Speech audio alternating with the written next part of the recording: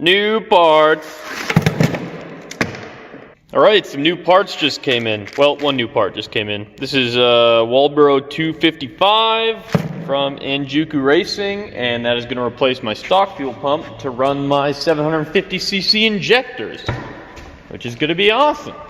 As you can see, my rear interior has been ripped out for like 6 months, so it's really not that difficult to get in there and replace a fuel pump. So hopefully that should take me like not very much time at all.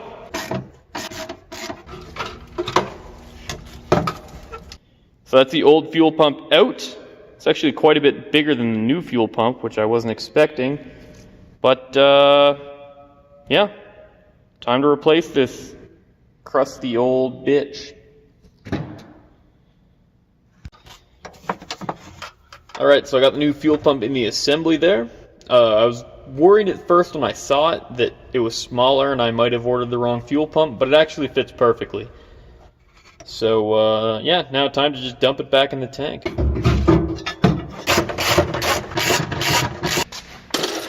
So I got the fuel pump in. Then I went and I buttoned up the last of my intercooler piping, got all my hose clamps on there. So that's kind of good to go, but it kind of also needs a bit more work, which I'll get into later. Now it's time to start working on the exhaust. I have to build all the way from the downpipe back. I got a bunch of 3-inch pipe, and yeah, it's gonna be a giant pain in the ass.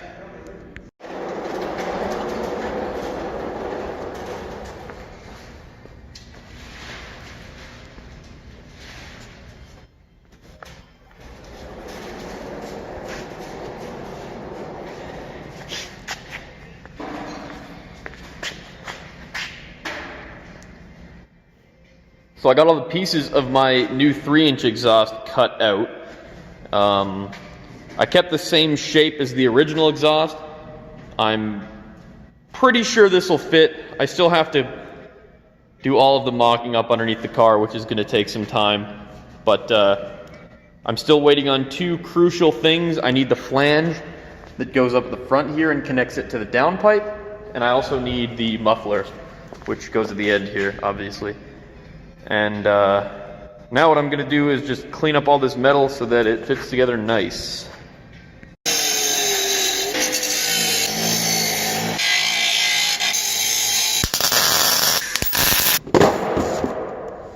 New parts. Oh my god. This is the smallest muffler I've ever seen. This is going to do absolutely nothing. This can't be a muffler. This has to be a resonator. This is not a muffler. Catalytic converter?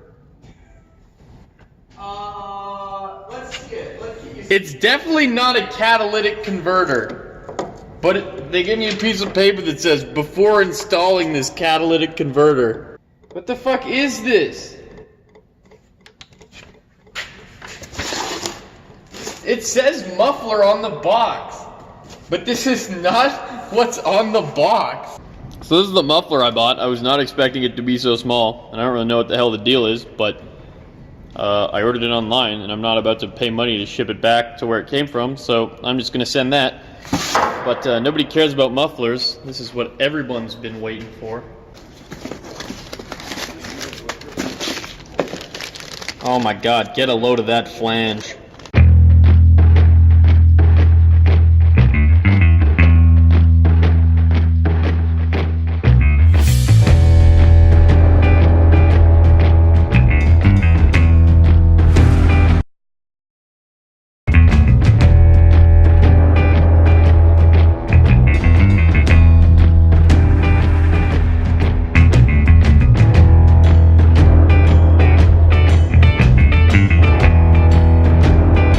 So I got the new exhaust mocked up underneath the car.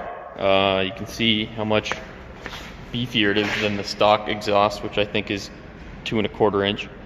And now I just gotta weld it all up and it'll be good to go.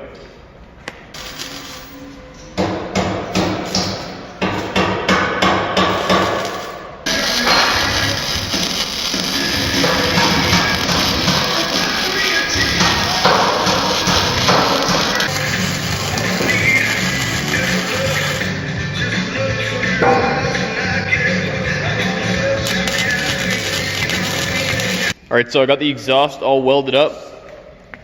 We ran out of MIG gas, so I had to use flux, which means I have to clean it up. So I'm going to do that, and then I'm going to bolt it to the bottom of the car, and then I am done that part.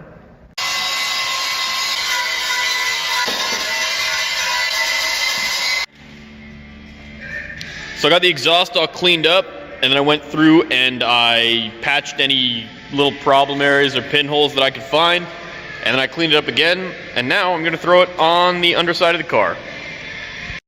Alright, the exhaust is in the car, and I'm really happy with how it turned out. It doesn't look like it's too low anywhere. I don't think it'll scrape too much. Hopefully it won't. And yeah, I might go and add a couple more hangers at some point, but for now, I am calling that done. I lost my big Sharpie. I don't know where the hell it went. That's not a very good cross out. But it is crossed out. Feels very good to get that out of the way, because that is a huge obstacle in terms of starting my car that is now done. This is the episode where I get the car started. There's not that many things I have left to do. The first and easiest one of those things is putting the new ECU in. This is an S13 ECU tuned by RS Enthalpy for this turbo kit, so it should just be a direct plug and play.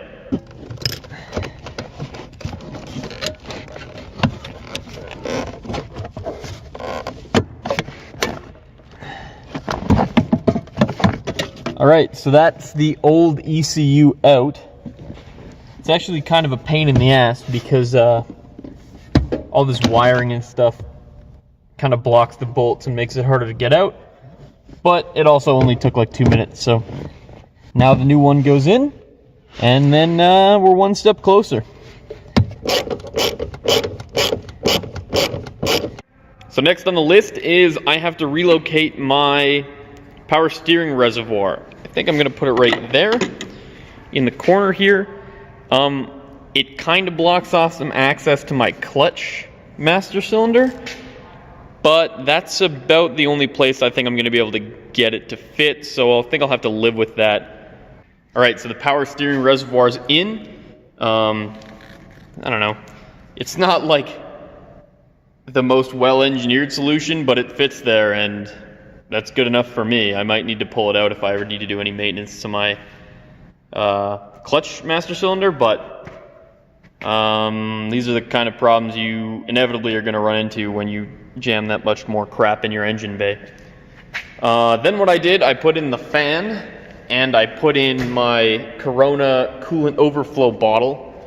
Now, the big thing I need to do is wire up the MAF. This is a Z32 MAF from a 300ZX, and this is obviously the wiring from a regular S13 MAF. So I just have to wire those up, and then a couple more things, and we're good to go. Alright, so I got the MAF wiring done. I also went ahead and installed the turbo oil drain line, which you can't really see from here. But it's a rubber hose. I'm sure you can imagine what it looks like. Now I'm going to throw in the spark plugs, and then I have to put on the spark plug wiring, and then I think it's pretty much good to go. There's probably like 10 things that I forgot about that I will figure out between now and then, but I'm getting there. It's close. Alright, that's my spark plugs and wires in. As you can see, there's very little wire organization right now because I broke a bunch of little clips when I was taking this all apart. So that is something I will probably have to do before I start driving this car regularly, because I don't want my spark plug wires just flopping around free in the breeze. A couple things I definitely remembered I have to do before I start the car. This is the wire for my O2 sensor that is currently severed, so I have to fix that. And also, I didn't put any fluids in the car, so I need to put in oil and coolant and power steering fluid before I can start my car, because the last thing you want to do is run your freshly rebuilt engine without oil.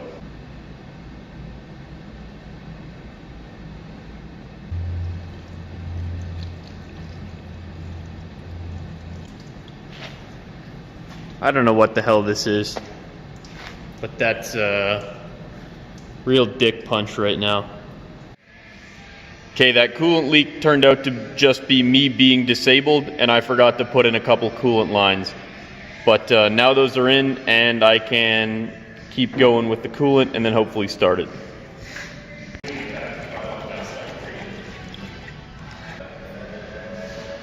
Alright, this is attempt 1 at starting it. It starts right now. Shit my pants. What do you think your realistic odds are of it just firing off? 1 to 5%. Not an impossibility, but I haven't timed it yet, so it's very unlikely. So close. Did that on start? Yeah, it's not even on.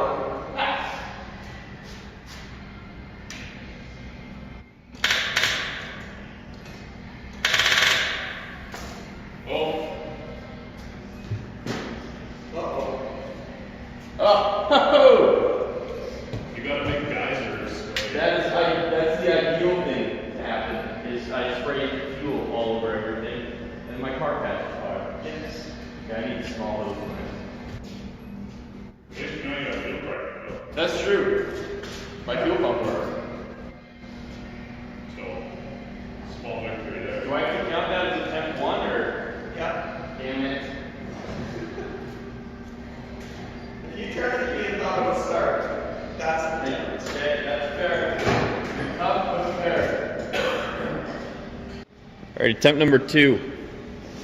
Attempt number 2. Alright, now I'm nervous to announce attempts, but this is attempt number 3.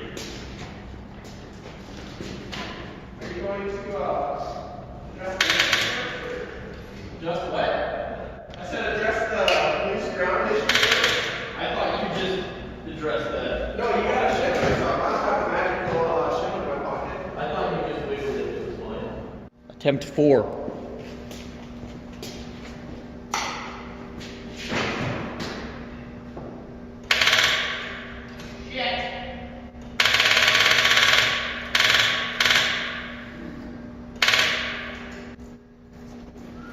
Oh, that's so finger tight. That's gotta be hampering my ability to start the car.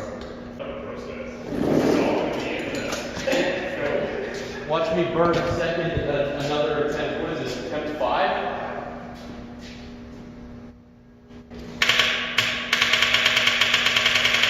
So we're just about to do attempt number 12 here. The starter just keeps clicking. I can't get it to actually engage. So I manually grounded it with some jumper cables just to see if it's a grounding issue. I'm not optimistic, but I fucked around with all the wiring and stuff. At this point, I don't know what the problem could be.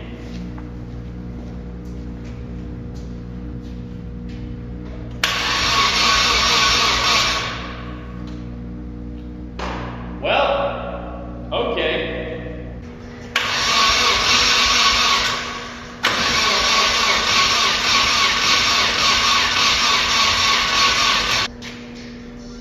Alright, attempt number 13. I think I'm just going to crank it until the starter dies and see what insights I can gather. Did you do anything to fix the grounding issue, or are we still We're still running on jumper cable here.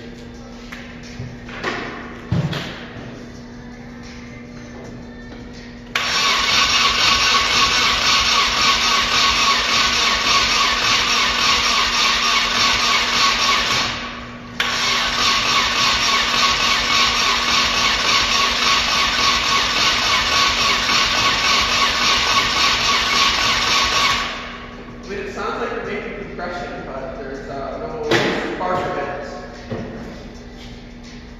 Yeah. Right, so now it's just back to the basics. Check spark, check fuel, check air. See what happens. It could be that the timing is so far off that I don't know. How do you adjust timing on this? you rotate the distributor. I can't even see the fucking mark.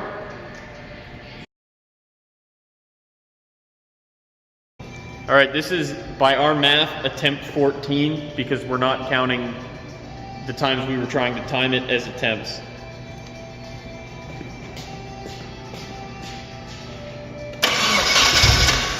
Oh shit, that was close.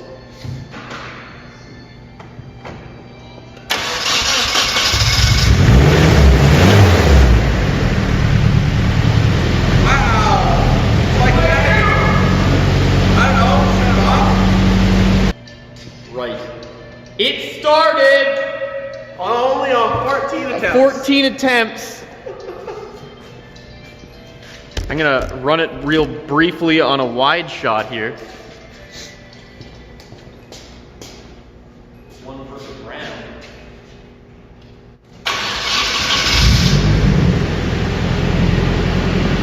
Wow. And it's not even that loud.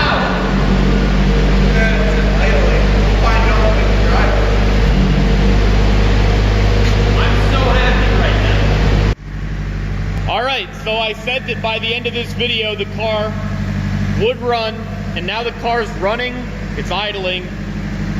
This is pretty much beyond my wildest dreams. There was a distinct chance when I started doing this that this car would never run again. But yeah, now I'm gonna call that the end of the video because I'm gonna quit while I'm ahead, and I'm leaking heavily. Is that oil? Oh yeah. So stay tuned for the next video when I fix that oil leak and paint the car.